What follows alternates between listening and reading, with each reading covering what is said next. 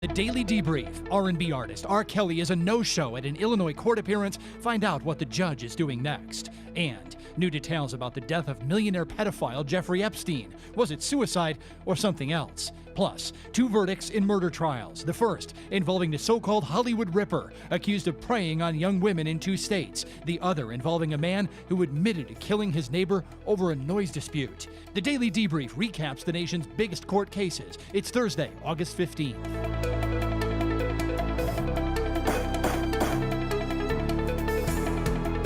Welcome to the Debrief, everybody. Aaron Keller back with you after working for the website here at Law&Crime for about a week and a half. It's good to be back. Accused sex trafficker R. Kelly was a no-show in court today as the state sought to increase his bond. The R&B singer is accused of federal and state charges in several jurisdictions. Today, prosecutors said he refused to be transported from his federal jail cell to his state court appearance. But his attorney said that was not entirely true, but did not explain further. The defendant was to be brought to court today. That was all worked out. The sheriffs were going to be bringing him over. And as I understand it, he refused transport. And so that is why the defendant is not before Your Honor here today. Is that correct?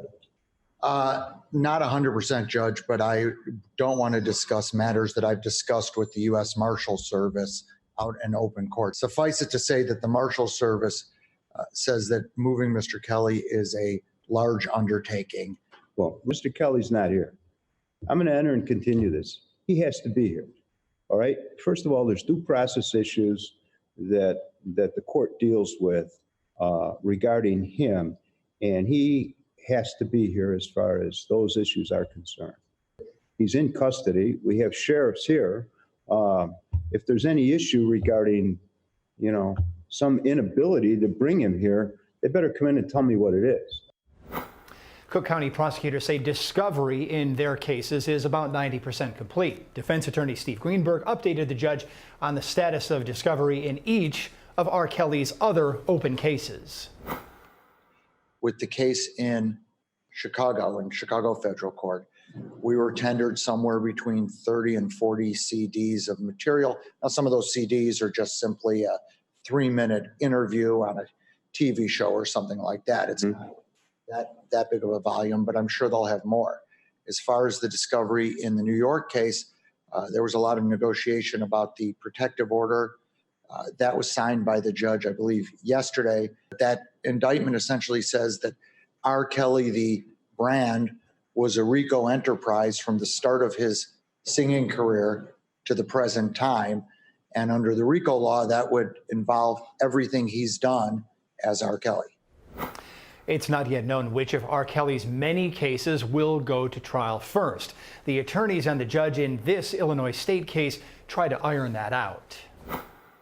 I'm sorry they're not all talking to each other. That frankly is shocking to me. But I don't know how anyone can say that these cases should proceed given what I know about those cases already and what everyone knows about those cases already. Irrespective of what's going to happen with bond or whatever, the fact is that the cases are terribly intertwined, and these cases shouldn't proceed until those cases are resolved. I just want to correct counsel. We have had numerous conversations with the federal prosecutors about their case, so we are absolutely in communication. The fact is, Mr. Kelly has committed crimes that violate state law, federal law, in multiple jurisdictions. Okay. And we are proceeding. But the federal cases are predicated in part on violations of state law. All right. And that's part of the intertwining. I have 4 indictments in front of me. The state has indicated that they're proceeding at the present time with the cases. We're going to proceed with discovery. We're going to proceed as if these other 2 matters are not pending right now, at least as far as preparing for trial, and we're going to proceed ahead. R. Kelly is scheduled to be back in court on September 17th for the motion to increase his bond in Illinois. The judge said he expects to have a hearing once a month to keep this case moving forward. So joining us tonight, our attorneys Gwendolyn Lindsay Jackson, Chad Young, and Mike Korabanek. So Mike, I'll start with you. This sounds like a scheduling nightmare. How do they keep it straight? This is very difficult. I do a lot of federal work, and when you have a case that overlaps like this, it's almost like playing 3-dimensional chess. I mean, R. Kelly's lawyer brought out that there's some predicate state acts that are going to go into the federal courts, and it's just going to be a mess. And I think what this judge is saying, I'm going first, I'm going to proceed, and however things fall in, they fall in. And basically, that's probably the best approach to take.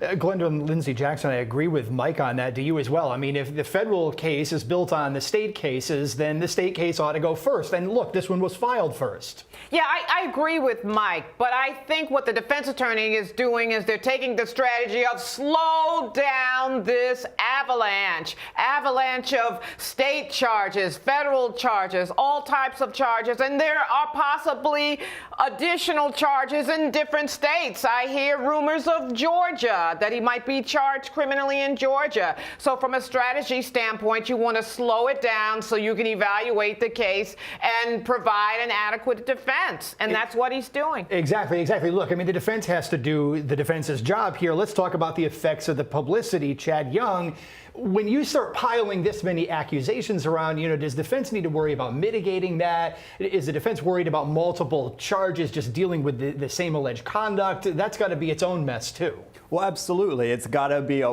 very big part of the defense strategy in this case of how to mitigate damages of additional victims coming forward, additional charges being forward in additional districts.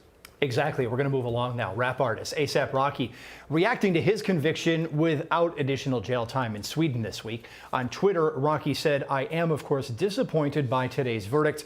He went on to thank his fans and friends for their love. A court in Sweden convicted the rapper of assault, but determined that the crime was not serious enough to warrant more jail time. President Trump and other celebrities advocated for his acquittal. That didn't happen. A$AP Rocky said he fought back in self-defense in Sweden, but not all the evidence supported that claim. An autopsy on the body of millionaire pedophile Jeffrey Epstein is raising new questions about exactly how he died. The Washington Post reports that there were broken bones in Epstein's neck. Some experts say that makes it more likely Epstein was killed in prison rather than the victim of suicide. Epstein faced new criminal charges that he used his wealth and influence with political leaders to sex traffic underage girls. Forensic death examiner Joseph Scott Morgan reacted to the reported findings today on the Law&Crime Network. All it would take is that you walk by the guy's door every 15 to 20 minutes and stick your head in the porthole just to see if this guy's chest is still rising and falling. From what I'm hearing, he's got a bunk bed in there, and he was still provided with a sheet. I've worked a number of cases in jailhouse deaths where individuals literally hung themselves with a sheet. It's easy to make a ligature out of this. So at this autopsy we talked about that Dr. Bodden and Dr. Sampson are handling, they literally have to go back retroactively and look at this resolving injuries that he had back on the 23rd. These things will be healing. They'll be older as opposed to the fresher injuries that occurred. And you have to see, well, are those injuries compatible with, say, a ligature strangulation, like somebody trying to hang themselves? Or was it maybe a C-clamp or a throttling where somebody actually attacked him? And now to a verdict in the case of the so-called Hollywood Ripper. Michael Gargiulo stands accused of a series of murders in California and Illinois. One of his California victims, Michelle Murphy, survived and testified against him. Here is the verdict, which came down in Gargiulo's California cases just hours ago. Michael Gargiulo, guilty of the crime of attempted murder in violation of Penal Code Section 664/187A, a felony, who did unlawfully and intentionally attempt to murder Michelle Murphy. The defendant, Michael Gargiulo, guilty of the crime of first-degree murder in violation of Penal Code Section 187A, a felony, who did unlawfully and with malice aforethought murder Maria Bruno as charged in count 4 of the information. Michael Gargiulo, guilty of the crime of first-degree murder in violation of Penal Code Section 187A, a felony, who did unlawfully and with malice aforethought murder Ashley Ellerin as charged in count 6 of the information. This 14th day of August, 2019, juror number 10, foreperson. Back during closing arguments, the defense sought to separate the various cases and create reasonable doubt with a host of alternate theories, including saying one victim's ex-husband could have been the real culprit. The defense also said the death of victim Ashley Ellerin could have been the result of a jealous love triangle involving the actor Ashton Kutcher and an apartment manager. I believe Ashton Kutcher is the star witness in this case. I'm going to see why. Ashley telling Mr. Kutcher, I just got out of the shower, 8:24. Todd Jackson saying 8:25, 8:30, he hears 2 screams.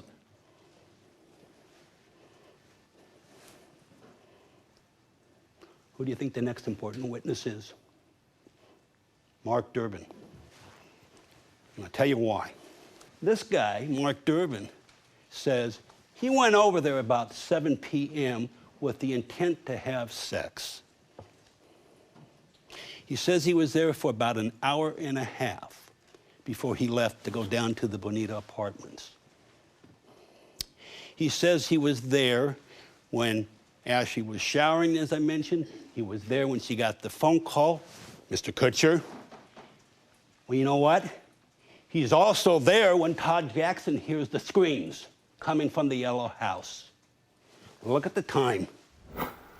That's the defense argument. On rebuttal, prosecutors said the alternate killer theories did not work, especially in this case because the timeline did not make sense. Mark Durbin is the man the defense claimed killed Ashley Ellerin. Let's listen to the state debunk the defense theory. The defense is doing what we see is called, some other guy did it defense. And that's what they're doing here. They're accusing Mark Durbin of murdering Ashley Ellerin. Let's look at some facts now that show clearly all the evidence points to Mr. Gargiulo. Here's what we know. Mark Durbin had absolutely no motive to harm Ashley. He loved Ashley. There was no physical evidence connecting him with the harm of Ashley. No DNA. He was totally cooperative with the police at all stages of the investigation, unlike Mr. Gargiulo. When they tried to get Mr. Gargiulo's DNA, he bolted. It took 4 police officers to tackle him. They set up a timeline where there's simply not enough time for Mr. Durbin to have committed this murder with these injuries in the time period suggested. At 8:24, Ashley was alive. Ashley was on the phone with Ashton Kutcher. What we do know from Mark was that he was trying to get home. He had to get home by 8:30 for sure because his girlfriend, Nicole Harlan, and he was hiding his relationship with Ashley from Nicole. She was coming home. He had time pressure to get home by 8:30. Even if you accept the timeline the defense is giving you, there is not enough time for Mark Durbin to commit this crime and get home. There just isn't enough time. When you look at Ashley's body and what was done to her by Mr. Gargiulo, 47 stab wounds, and what was done to her, that takes some time to do that, even under the best of interpretations of this timeline. Back to the panel on this case tonight, attorney Gwendolyn Lindsay Jackson. Let's talk about the key evidence that the state had in this case. Look, they had DNA, and then you've got this accusation that the defendant split. Then you've got consciousness of guilt. That seals the case. No wonder this was a verdict that came down against the defendant. Gwendolyn?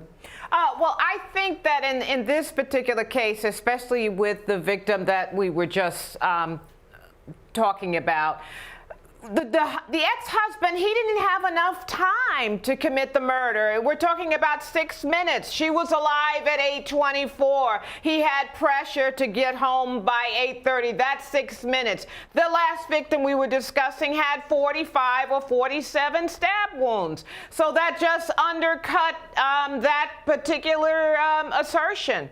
Okay, yeah, Mike Korobanik's here. We've got a surviving witness who took the stand. That was the link prosecutors needed in this case. That's tough testimony to overcome in court for the defense. That's just devastating testimony because it makes the danger so real. When you have people who are dead and not in the courtroom, not testifying, sometimes it could seem almost like a novel you're watching. But when you have a survivor, a victim who survived something, that's devastating to the defendant. And of course, Chad Young, we have another case coming up in Illinois because this same defendant faces accusations in that state as well. You've got charges basically of a multi-state killing spree. That one's going to be interesting to watch play out as well because the accusation that California prosecutors were able to bring into this case was that it was getting a little too hot for this defendant in Illinois, and that's why he shifted over to California. I'm wondering if Illinois prosecutors are going to be able to bring the California cases into that state. Is there a chance of that? Yes, there's a big chance. And of course, the prosecutor in Illinois is going to want to do that because they're going to want to be able to establish the motive. So even though there may be a lack of physical evidence or DNA evidence, the similarities and the commonalities in these cases are such that we can put a very strong circumstantial case together.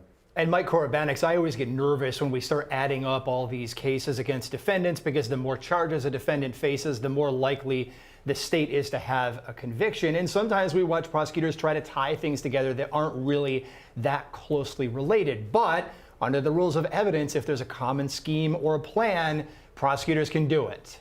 Yeah, but it's always a danger. I always think it's a dangerous road for the prosecutions to travel, because if your case is really that strong, that really is just adding on. But there's always that balancing act that a judge has to do between the evidential value against the prejudicial overflow from the other act. So I always think they should proceed with caution with those type of evidence. I agree. We'll be back with the panel at the end of the broadcast. And straight ahead tonight, a verdict in a second trial we're following here on the Debrief. This one involving a noise dispute. Did one neighbor die because his music was too loud? The jury has the punishment after this.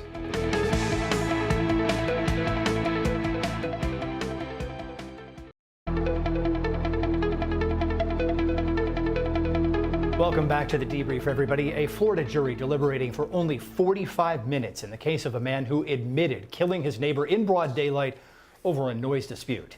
Joe Key was charged with first-degree murder in connection with the shooting of Edward Lee Tudor. Key took the stand in his own defense and claims he was constantly bullied and harassed by the victim, ultimately leading him to take matters into his own hands. Here is the verdict. The state of Florida versus Q Key. Indictment for count 1, murder in the first degree verdict. We, the jury, find as follows. The defendant is guilty of murder in the first degree as charged in the indictment. If and only if you find the defendant guilty of murder in the first degree, beyond a reasonable doubt, you must also find if the defendant did discharge a firearm causing the death of Edward Lee Tudor. The answer is yes. The judge sentenced Key right after the verdict to an automatic life without parole in Florida. Earlier in the case, the defendant took the stand and said he and the victim were at war over music the victim played, which the defendant claimed kept him from falling asleep. You heard the officers talking about things that Mr. Tudor did over a period of time, specifically making noises in order to keep you up at night. You remember hearing all of that? Yes. And were those statements and those descriptions of what Mr. Tudor would do, were they accurate? Well, I said it is accurate. And it was your belief that he did this specifically to prevent you from sleeping. Is that accurate? That's accurate, because we were in the war, we were at war, not in each other. You said that you were at war. The two of you were at war. Yes.